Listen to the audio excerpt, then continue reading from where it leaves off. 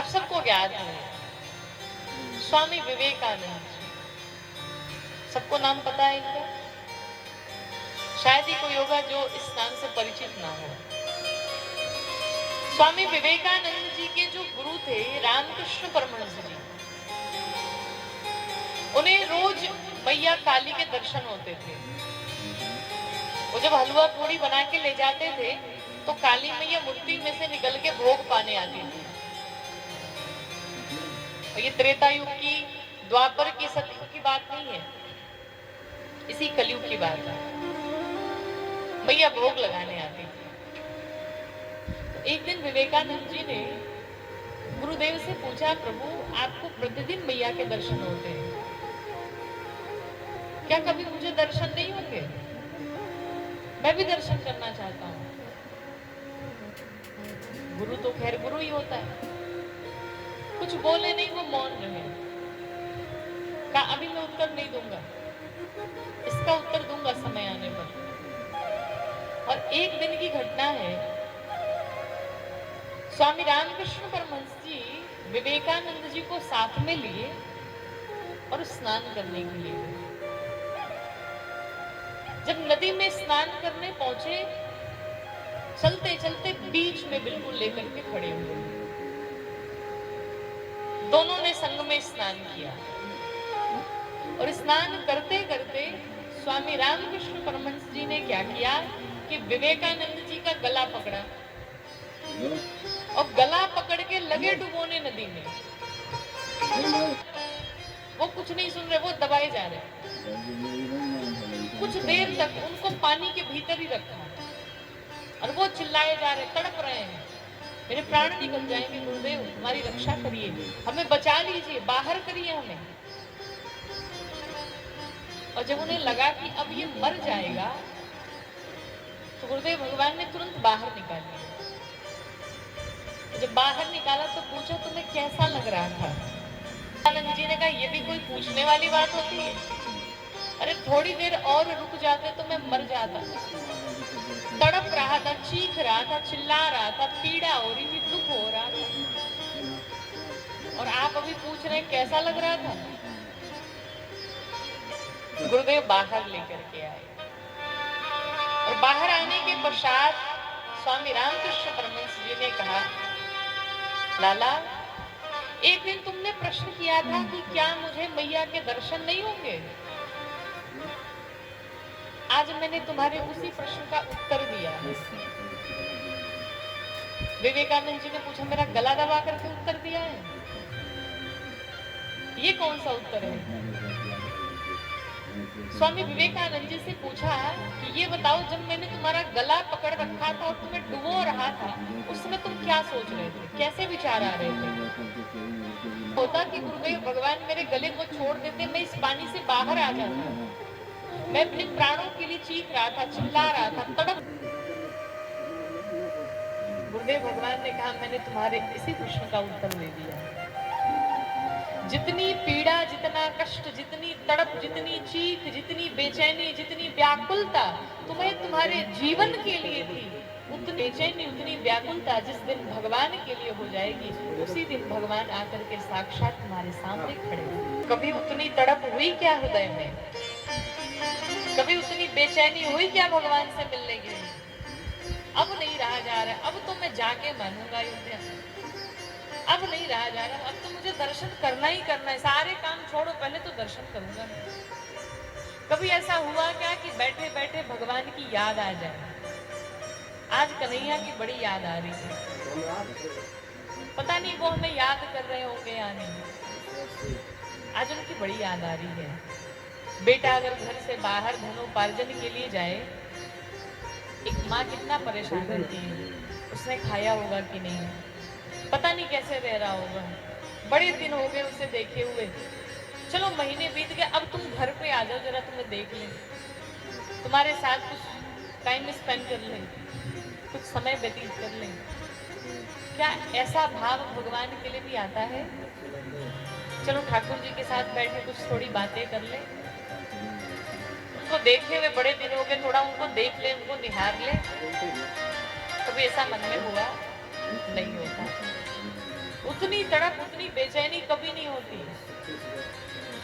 जिससे हम बहुत ज्यादा प्रेम करते हैं, वो अपने परिवार का, सगे संबंधी कोई भी हो, हमारे जीवन में जो बहुत महत्वपूर्ण है, जिसे हम अगाध प्रेम करते हैं, जिसके बिना हम रह नहीं सकते, जी नहीं सकते, अगर वो हमसे दूर चला जाए, उसे याद कर करके आंखों में आंसू आ जाते हैं। क्या भगवान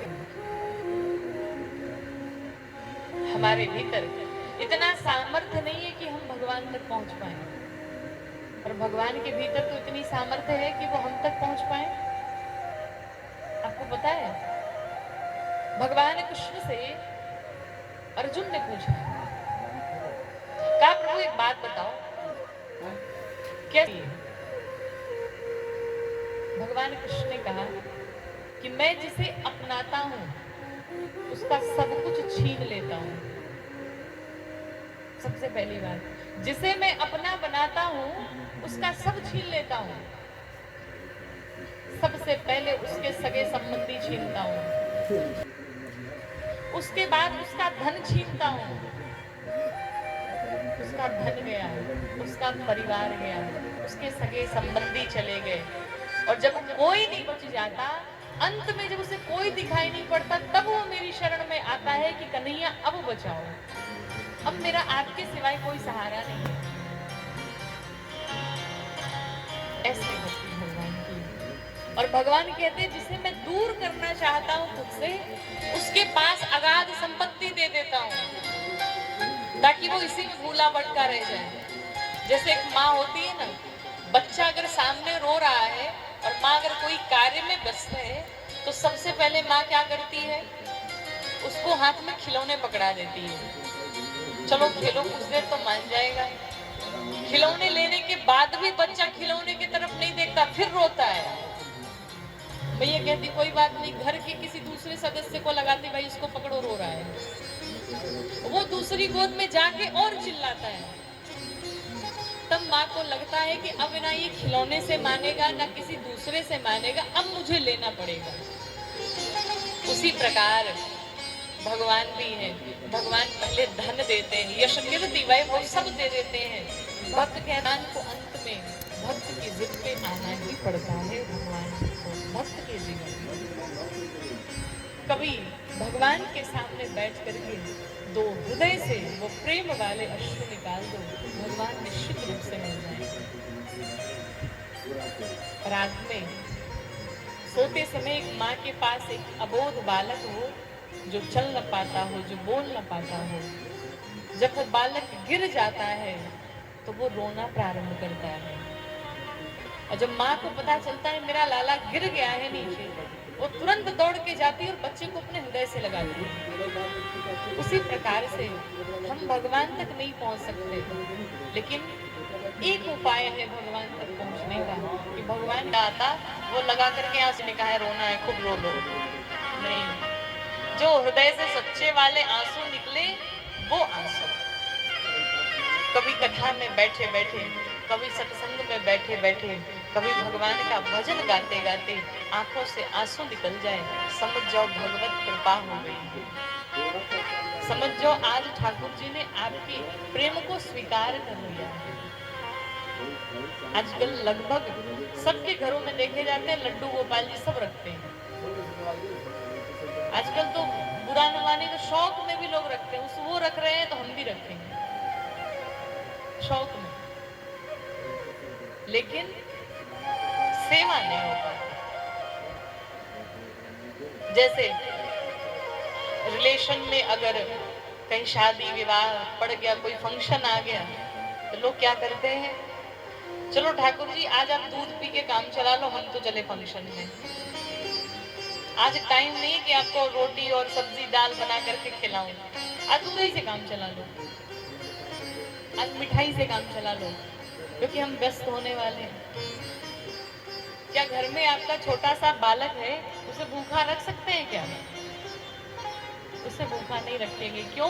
क्योंकि उस बालक से प्रेम है, वो आपका पुत्र है, आपका बेटा है, आपकी बिटिया है, इसलिए आप उसे भूखा नहीं रख सकते।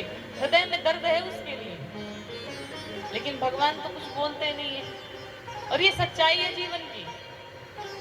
जिस दिन भगवान बोलना प्रारंभ कर दे उस दिन लोगों का भगवान से भी झगड़ा हो जाएगा। उस दिन लोगों की भगवान से भी नहीं बनेगी, भगवान में भी कमियां निकाल देंगे। वो तो अच्छा है भगवान चुप बैठे रहते मंदिर में, स्नान करके आओ तो भी कुछ, ना करके आओ तो भी कुछ, कोई टीका टिप्पणी नहीं, कोई कमेंट नहीं। और जिस दिन कमेंट करना भगवान शुरू कर दे उस दिन लोग मंदिर जाना बंद कर देंगे। यही लोगों की सच्चाई है, यही प्रेम है। भगवान को कभी भगवान मान करके सेवा मत करिए। भगवान को कभी भगवान से एक संबंध बनाइए। उन्हें बड़ा भाई मान लीजिए, उन्हें छोटा भाई मान लीजिए, उन्हें पिता मान लीजिए, उन्हें मित्र मान लीजिए, सगे संबंधी मान लीजिए। एक रिलेशन जब तक मेंटेन नहीं होगा तब प्रेम होने वाला नहीं है। जब तक एक रिलेशन, एक संबंध भगवान से नहीं बनाएंगे तब तक प्रेम होना संभव नहीं है। जिस प्रकार घर में आपके दो बच्चे हैं, कोई भी फंक्शन आता है बच्चों के लिए नए नए कपड़े खरीदे जाते हैं। ये भाव मन में होना चाहिए कि हम मार्केट में आए हैं बच्चों के लिए कपड़े लेने के लिए, घर में हमारे बिहारी जी बैठे हुए हैं। फंक्शन आया है, त्योहार आए हैं, उन्हें भी नए नए वस्त्र चाहिए। अपना तो हम बिल मेंटेन करके चलते हैं, सब मैचिंग मैचिंग लगाए चलते हैं, लेकिन ठाकुर जी का मैचिंग कभी किया क्या? खुद बढ़िया बेड पे सोते हैं, डल्लप के गद्दे बनवा करके सोते हैं महाराज, और ठाकुर जी को जैसे आसन पे बैठे वहीं लिटा दो। ये कैसी पूजा है, ये कैसी भक्ति है? विचार तो ये होना चाहिए कि हम जैसे सोते हैं हमारे ठाकुर जी भी वैसे ही सोने चाहिए। अब भगवान को दिन भर खूब सुंदर सा पहले सुबह श्रृंगार करिए भगवान का, जैसे खुद ब्रेकफास्ट करते हैं, नाश्ता करते हैं, लंच करते हैं, तो आप लोग भी जब जाते हैं तो हाथ पांव धुल करके सारे कपड़े निकाल करके जो भी भारी भारी पहने रहते हैं नॉर्मल कपड़े में आते हैं कि नहीं? और ठाकुर जी को बेचारे को बढ़िया मुकुट पहना के, माला पहना के, एकदम उनका पूरा श्रृंगार के लो भगवान जी खाना खाते। और जैसे आपको भारी भारी सा लगता है, हमारे ठाकुर जी को भी भारी भारी लग रहा होगा। उनके भी मुकुट उतार दो, उनकी भी माला उतार दो, तो अब आप भी नॉर्मल कपड़े में आ जाओ और अब बढ़िया भोग लगाओ। अब किसी को गहने से लाभ दिया जाए, बड़े बड़े गहने पहने हो, खूब मोटा मोटा वस्त्र पहना हो, उसे कहो चलो भोजन करो, कर पाओगे क्या? इतने कार से भगवान आपके लड्डू पेड़ के भूखे नहीं है, भगवान तो सिर्फ आपके भाव के भूखे। आपका भाव कैसा है? भगवान का प्रेम ऐसा है कि आपने लड्डू गोपाल जी का जब स्नान कराते होंगे तो देखा होगा, भगवान के सीने पर एक निशान बना हुआ है, पांव के निशान। एक बार भगवान बैठे थे और भृगु जी ने जाकर के भगवान नारायण के छाती पर मारा, पांव से प्रहार किया। भगवान की कोमलता देखिए, भगवान कोई दूसरा होता महाराज पांव से तो छोड़ो, हाथ से स्पर्श कर देता तो फिर उल्टा जवाब देता वो। लेकिन हमारे ठाकुर जी जैसे ही सीने पर प्रहार किया, भगवान पूछते हैं आपको कहीं चोट तो नहीं लगी पांव में? हमारा ये जो सीना है, हमारी छाती बड़ी वज्र की है, और हे ब्राह्मण देवता आपके पांव बड़े कोमल हैं, चोट लग जाएगी कहीं। भृगु जी नतमस्तक हो गए भगवान के चरणों में। इतनी दयालुता, इतनी करुणा कौन कर सकता है? लेकिन फिर भी उस बिना कारण करना करने वाले भगवान को हम आप भूल बैठे हैं और दिखावे की जिंदगी जी रहे हैं। सामने वाला माला लेके बैठा है तो हम भी माला करेंगे, जितना दिखावा हो जाए, लेकिन